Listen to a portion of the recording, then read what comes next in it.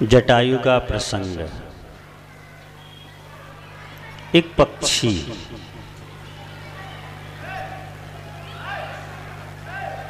लेकिन पूर्व भाव के सम्यक ज्ञान के संस्कार,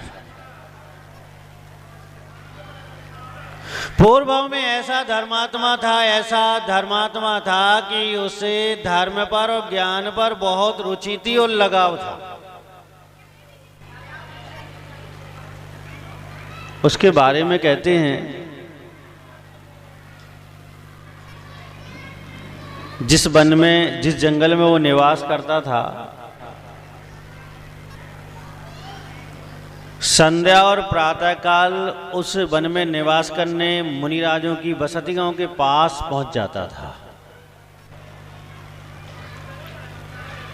मुनिराज जब पाठ करते थे, आगम स्तोत्र का पाठ करते थे, बहुत ध्यान से सुनता था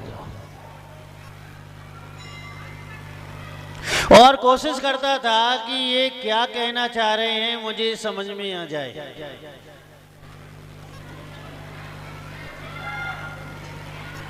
उसे एक स्त्री ने घायल तोते को उठाकर सम्यक ज्ञान दे दिया।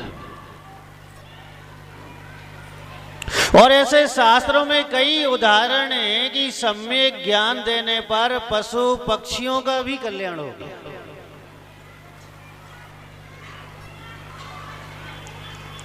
और जैन दर्शन की तो परंपरा है, जो व्यक्ति स्व कल्याण चाहता है वो ज्ञान के प्रति रुचि रखता है और उसके प्रति पुरुषार्थ भी करता है।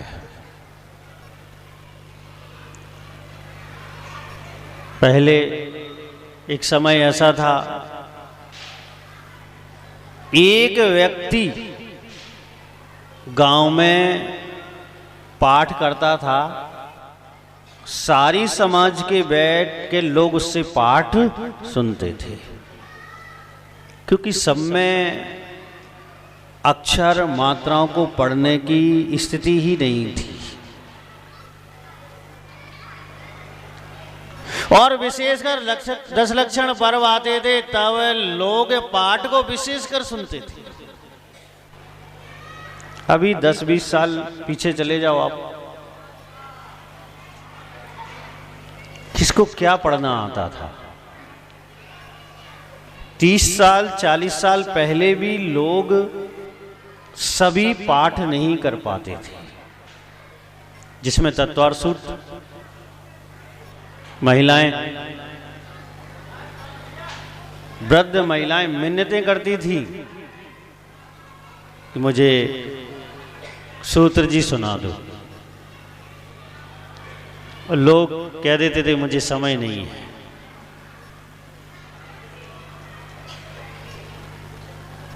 उस समय भी लोगों को सम्यक ज्ञान के प्रति कम रुचि थी,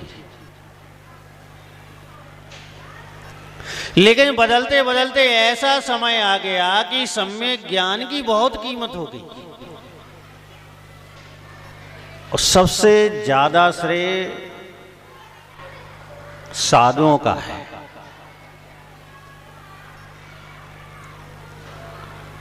उन्होंने जहां निवास किया, जहां आवास बनाया, वहां पर लोगों को स्वाध्याय के प्रति और स्तोत्र आदि के प्रति प्रेरणा दी कि तुम्हें ये पढ़ना चाहिए, याद करना चाहिए और प्रतिदिन इसका पाठ करना चाहिए। आज स्थिति बदल गई। कितने लोगों के नाम बोले थे कि 10 अध्याय सुना दिए इन्होंने।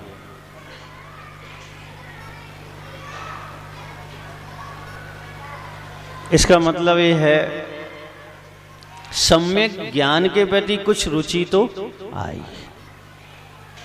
मुझे अच्छी तरह से याद है, हम लोगों ने जब तत्वार सूत्र के 10 अध्याय याद किए, बहुत मेहनत करनी पड़ी। आपको नहीं करनी पड़ी होगी, हमें करनी पड़ी, क्योंकि आप तो रच पच कर याद करने बैठे। हम लोग तो जब तत्वार सूत्र का नाम ही नहीं सुने थे। और तत्वार्थ सूत्र को याद करना सामान्य बात नहीं है, या पढ़कर उसे समझना भी सामान्य बात नहीं है। तत्वार्थ सूत्र एक ऐसा ग्रंथ है, सैकड़ों टीकाएं लिखी गई उस पर।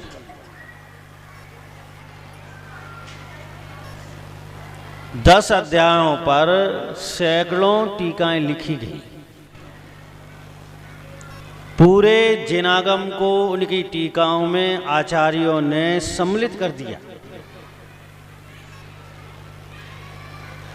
सर्वासिद्धि का नाम सुना होगा, राजवार्तिक का नाम सुना होगा, और भी बहुत बहुत है। कहने का तात्पर्य है कि सम्यक ज्ञान के प्रति रुचि होनी चाहिए। ये मत सोचना कि इन्हें तत्वार्थ सूत्र याद किया, साल 2 साल बाद भूल जाएंगे। भूल जाने तो कोई बात नहीं। कभी भी ये नरक भी पहुंच जाएं,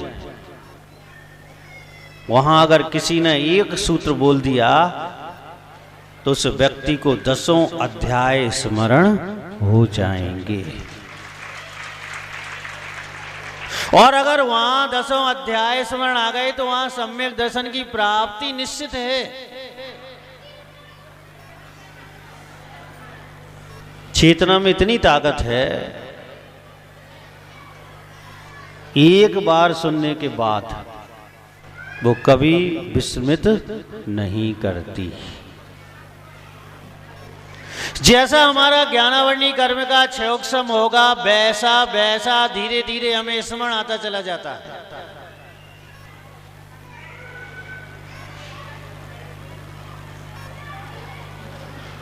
यहां पर चतुर्मास प्रारंभ हुआ, तत्वार्थ सूत्र की क्लास की बात आई।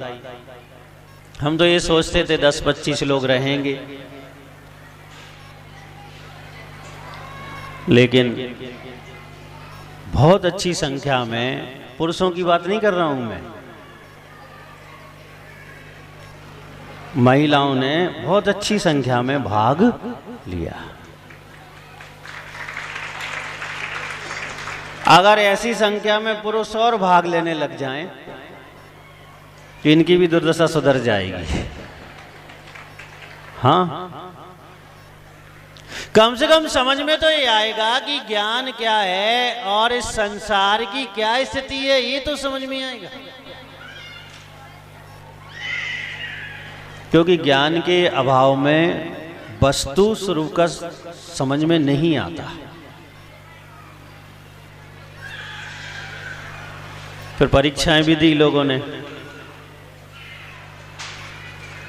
और एक अच्छी स्थिति में तत्वार्थ सूत्र की क्लास चली। जिनने पढ़ा और जो नहीं पढ़ पाए वो बाद में सोचते रहे कि हमने पहले भाग क्यों नहीं लिया।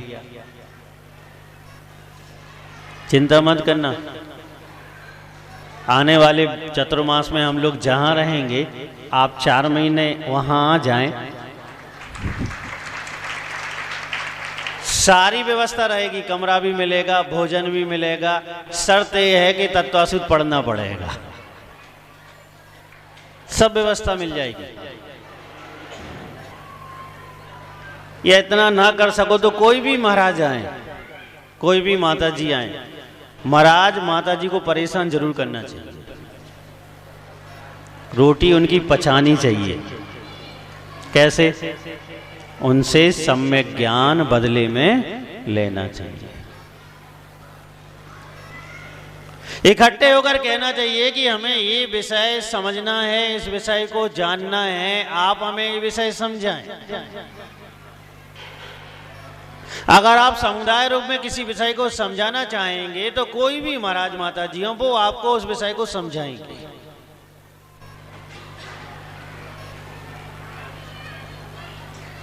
तो ध्यान रखना। पता अगले वर्ष किसका चतुर्मास होना है। प्रवचन से कोई अर्थ प्रयोजन सिद्ध नहीं होता, ईमानदारी से सुनोगे एक कान से और दूसरे कान से निकाल दोगे। यहाँ का बहुत अच्छी प्रवचन है, बहुत अच्छी प्रवचन है, तो मैंने अच्छो कहा करो, उसे पता ही नहीं है। याद क्या है वो पता ही नहीं है। लेकिन अगर आप क्लास पढ़ते हैं, आगम सिद्धांत पढ़ते हैं, तो 100% में से कम 30-40% तो जीवन पर्यंत के लिए स्मृति में रहता ही रहता है। कहीं भी चर्चा चलती है, हमें अपने आप स्मरण आ जाता है कि हमने तत्वा सूत्र में या किसी और अन्य ग्रंथ में ये सूत्र पढ़ा था, ये गाथा पढ़ी थी और उसका ये अर्थ है, उसमें इसके बारे में ऐसा समझाया गया। वो हम 1 मिनट में याद आ जाता है। तो सागर वालों, एक बात हमारी मान लेना, किसी भी साधु संत को परेशान जरूर करना। तो परेशान मतलब सम्यक ज्ञान उनसे जरूर लेना। अरे मत सोचना कि प्रांजल सागर जी ने आपको पढ़ाया है। हाँ, हमने पढ़ाया, आपको समझ लो आप। क्योंकि पढ़ाते वो थे और विकल्प हमें रहता था, कहीं ऐसा ना हो कुछ यहाँ का वहाँ पढ़ा दें वो। 1.5 घंटा 1.25 घंटा क्लास, हम कहते थे क्यों समय बढ़ाते जा रहे भैया। अब वो समझते ही नहीं थे महाराज क्यों कह रहे। तुम जितना समय लगाते उतना दिमाग हमारा भी हमें उसमें लगाना पड़ता। वैसे वास्तविकता ये है कि क्लास उन्हीं ने पढ़ाई है। वास्तविकता तो यही है। मैं हमेशा उनसे नाराज रहता हूं एक बात से। किस बात से? मेहनत से, उनकी मेहनत से। मैं कहता हूं उतना ही दो जितना जरूरी है, लेकिन वो नहीं मानते। वो होता है ना एक जुनून, कहने पढ़ाना है तो बहुत अच्छे से पढ़ाओ। और वैसे भी देखें तो उसी टीचर की कीमत होती है जो बहुत अच्छे से पढ़ाता है। बेस्ट टीचर का अवार्ड मिलता है स्कूलों में। किसको मिलता है? जो बहुत अच्छा पढ़ाता है। उन्होंने मेहनत की, परिश्रम किया और आपको सम्यक ज्ञान तक पहुंचाने की पूरी कोशिश की। भूल जाना प्रांजल सागर जी को तुम लोग। क्यों? तत्तासुर की क्लास खत्म हो गई, हम ले भी जाएंगे, छोड़ नहीं जाएंगे। यहाँ ध्यान रखना, साथ में ले भी जाएंगे हम। मैं उनको आशीर्वाद देता हूँ, शुभ भावना उनके लिए प्रेषित करता हूँ। आगे भी पढ़ाते रहें, जब मैं कहूँ तब वो पढ़ाते रहें। पढ़ने वालों के लिए भी आशीर्वाद देता हूँ, क्योंकि टीचर अकेला क्या करेगा क्लास में। हम लोग जब पढ़ते थे, शायद 9th क्लास की बात है, टीचर से कुछ हम लोगों की यानी विद्यार्थियों की अनबन हो गई मैथ वाले टीचर से। हम सब बच्चों ने 60-65 बच्चे थे क्लास में, सब ने निर्णय कर लिया कि मैथ की क्लास अब नहीं पढ़ना है, कुछ भी हो जाए चाहे। 15 दिन हम लोग मैथ की क्लास में गए ही नहीं। और हमारे वो टीचर इतने बढ़िया थे कि वो 15 दिन क्लास में रोज आकर बैठे, बिना विद्यार्थी के बैठे। 94वें दिन उन्होंने प्रिंसिपल से शिकायत की कि हमें 14-15 दिन हो रहे हैं, एक भी विद्यार्थी मैथ पढ़ने क्लास में नहीं आता। तो हमारे प्रिंसिपल भी बहुत बढ़िया थे, उन्होंने पूछा पर तुम क्या करते हो? तो उन्होंने कहा कि मैं अपना कोर्स पूरा करता हूँ, बोर्ड पर लिखता भी हूँ, मिटाता भी हूँ और बोलकर समझाता भी हूँ। मैं अपना पूरा काम करता हूँ। जब जैसे तैसे फिर प्रिंसिपल ने हम लोगों को समझाया, हम लोग क्लास में मोटे, लेकिन उन टीचर ने 15 दिन का जो कोर्स हो गया था वो हम लोगों को कवर नहीं कराया। मैं तो पढ़ा चुका, अब तुम अपने आप से कवर करना। कहने का मतलब विद्यार्थी नहीं है तो क्लास का कोई महत्व नहीं है, और टीचर नहीं है तो क्लास का भी कोई महत्व नहीं है। दोनों जब समान रूप से आते हैं, दोनों परिश्रम और मेहनत करते हैं तो ज्ञान का फल प्राप्त होता है। तो सागर के कुछ लोगों ने, सबने नहीं, कितने लोग थे क्लास में?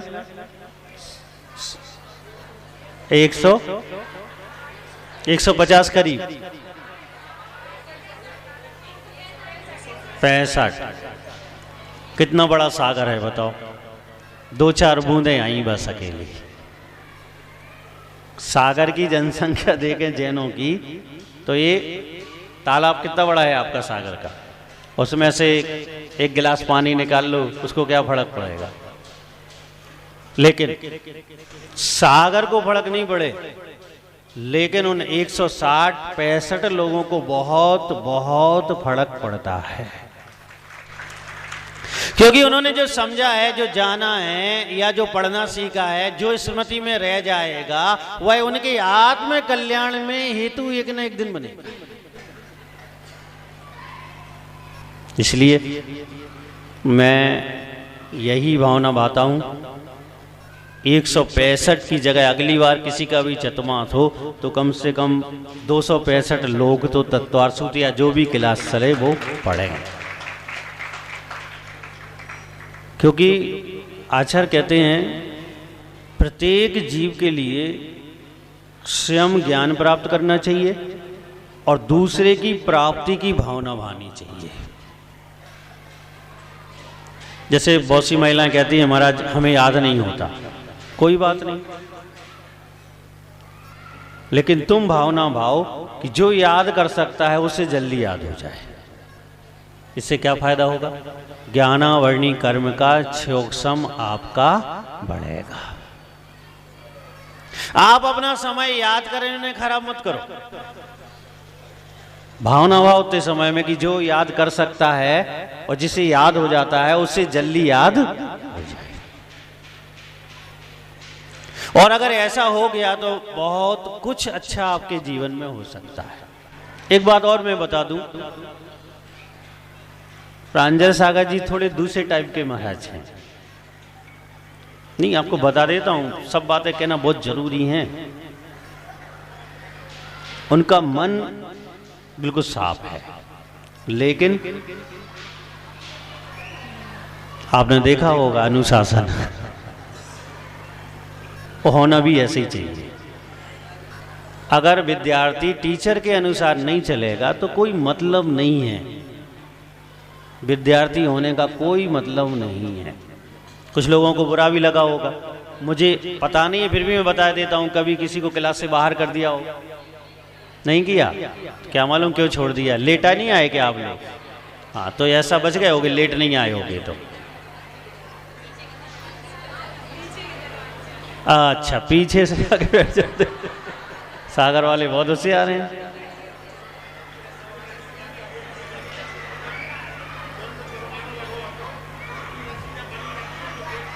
ठीक है, परीक्षा हुई, परीक्षा में जुर्माना लगा दिया उनने। अब लोगों को लगा कि प्रांजल सागर जी पैसे इकट्ठे करा रहे हैं, उन्हें क्या करना पैसों को। अब बोर्ड की गलती हो गई, हमने कहा बहुत बड़ी गलती की तुमने, तुम सीधी कहते कार्यालय से रसीद लाओ जब परीक्षा में बैठ सकते हो। फाइन का मतलब क्या? तो वहां से रसीद ले आओ फिर आके यहां बैठो, बात अच्छी हो जाती है। उन्हें कोई प्रयोजन नहीं, उनका मतलब ये था कि आप फाइन दो, रसीदें आपको बाद में मिल जाएंगी। हमें सो कक्का ने ऐसा बताया कि ऐसी बात है, मुझे पता नहीं था, अभी बता रहे। और वो तो जिनने फाइन दिया था ना, वो कार्यालय से अपनी अपनी रसीदें ले लें। तुम्हें पता नहीं है प्रांजल सागर जी के बारे में? अब कभी हमसे मिलना, बाद में मैं बता दूंगा, ठीक है? फिर भी उनके द्वारा अगर आप लेट आए हो, कुछ कह दिया हो, कुछ तो ध्यान मत देना, क्योंकि दिगंबर मुनि, एक की बात नहीं कर रहा हूं मैं, सबकी 3 कम 9 कोटि मुनिराज, जिसमें मैं भी सम्मिलित हूं, कहीं भी होंगे, दुनिया के किसी भी कोने में होंगे, आपको चाहे जानते हो और चाहे ना जानते हो, आप उनको जानते हो और चाहे ना जानते हो, वो भी जब भी किसी भी जीव के बारे में सोचेंगे तो अच्छा सोचेंगे, शेष सोचेंगे, मार्ग का सोचेंगे और आपके सुखों का ही सोचेंगे। वह ये कोशिश करते हैं कि जैसे बन सके जीवों का हित हो जाए। आपको पता नहीं है, जब हम लोग आपको देखते हैं तो हम लोगों को बहुत कष्ट होता है, लेकिन कुछ कर नहीं सकते, बहुत कष्ट होता है कि बताओ, इस सब कुछ जानते हुए गड्ढे में गिर रहे हैं, सब कुछ जान रहे हैं, उसके बाद भी अंधों की तरह गड्ढे में गिर रहे हैं। लेकिन अपन क्या कर सकते हैं? सिर्फ भावना प्रेषित कर सकते हैं कि आपको सम्यक ज्ञान की उपलब्धि हो, जिससे आप सही तरीके से जान सको और गड्ढे में गिरने से बच सको। तो ध्यान रखना, जिसने तत्वासुध पढ़ा है, कम से कम इतनी गुरु दक्षिणा तो दे ही देना, जो पढ़ सकते हैं उनसे बात कर रहा हूं, या जिन्होंने याद किया है, लगातार 1-2 साल पाठ करते रहना, और जल्दी जल्दी पाठ मत करना, आराम से करना। भली 5 अध्याय का एक दिन और 5 अध्याय का दूसरे दिन करो, आप समय का अभाव हो तो, लेकिन करना जरूर। अगर पाठ करते रहोगे तो जीवन में कभी भी नहीं भूलोगे। मैं अपना उदाहरण बता रहा हूं, आचार्य श्री ने हम लोगों को 18 ग्रंथ याद करवाए थे। और कैसे करवाए थे? गजब। अगर याद करके नहीं सुनाया तो भोजन करने नहीं जाओगे। हम लोग ब्रह्मचारी अवस्था की बता रहे हैं आपको। जब याद हो जाए सुनाओ, चाहे 2 बज जाए, चाहे 1 बज जाए, चाहे 3 बज जाए, पूरा सुनाने के बाद कहां जाओगे? भोजन करने जाओगे। उस समय हम लोगों को लगता था कहां फंस गए, लेकिन आज बहुत अच्छा लगता है। लेकिन गलती हम लोगों ने की कि उसमें से कुछ ग्रंथों का तो हम पाठ करते हैं, कुछ का जिनका नहीं करते हैं वो आधे से ज़्यादा, कोई 60%, कोई 80% विस्मित हो गए। वो बात अलग है कि आप शुरू हो गए तो साथ में हम भी शुरू हो जाएंगे। अकेले हम कुछ ग्रंथों का पाठ करने बैठ जाएंगे तो बीच में भूल जाएंगे। क्यों? क्योंकि उन ग्रंथों को पाठ करने से छोड़ दिया, समय के अभाव में, व्यवस्थाओं के अभाव में छोड़ दिया। आप ऐसी गलती मत करना। यहाँ इतने महाराज बैठे, हमने भी इनको मार मार मुल्ला बनाया, सबको याद कराया। अब फिर बाद में हमने ये भी कह दिया भैया अपनी जिम्मेदारी खत्म। याद रखना अब आपका काम है, हमारा तो याद कराना काम था। अब तुम्हें संभालना है, तो जीवन पर्यंत के लिए संभालना है, तो रोज पाठ करो, रोज स्मरण करो, रोज उसको समझने की कोशिश करो, तो जिंदगी भर आप उस किए गए, स्मरण किए गए यानी याद किए गए ग्रंथ को भूल नहीं सकते, कभी भी नहीं भूल सकते। अब इस साल तो थोड़ा सा गड़बड़ हो गया। हम लोग वहां जाते थे, तत्वासुध का पाठ यहाँ होता था। जैसे मैं रहता हूं तो मैं देखकर पाठ नहीं करने देता इन लोगों को, बिना देखे पाठ कर। तो ये लोग 15 दिन पहले से सावधान हो जाते थे कि अब मुझे बिना देख के पाठ करना पड़ेगा। इस साल इन लोगों को बढ़िया रहा कि अब महाराज रहेंगे ही नहीं यहाँ, किताब ली और कर दो। वो इसलिए ताकि आपको ये पता रहे कि आपको ने ग्रंथ याद किया था और ये याद होना चाहिए। और मेरा काम तो वैसे ही है, कोई स्वाध्याय चल रहा है, अचानक स्मरण आ जाए तो पूछ लूँ तत्वासूद का 6वां अध्याय सुनाओ, 7वां सुनाओ, 10वां सुनाओ, द्रव्य संग्रह पूछ लूँ, इष्टोपदेश पूछ लूँ, जो याद कराए कुछ भी पूछ सकता हूँ। अब कुछ दिन से मैंने थोड़ी सी ढील दे दी तो ये लोग भी थोड़े से ढीले हो गए। अब वो तो सही है, जब बनिया ढीला तो गुड़ ढीला, फिर और बनिया ढीला हो तो क्या हाल होगा। लेकिन आप लोग ऐसा नहीं करना, पाठ रोज करना। 3-4 चीजें ऐसी हैं, रोटी कब जल जाती है, जब उसको आप पलटोगे। घोड़ा कब अड़ता है, रानी लक्ष्मीबाई से पूछना, उसका घोड़ा नहीं अड़ता तो वो उस समय नहीं मरती, वो जब उसे पलटा नहीं जाता। और पान कब सड़ता है, पान वाले को देखा कभी, सुबह से कैंची लिए मिलेगा और पान को पलटते हुए मिलेगा। और विद्या कब विस्मित होती है, जब फेरा नहीं जाता, यानी बार बार उसका पाठ नहीं किया जाता।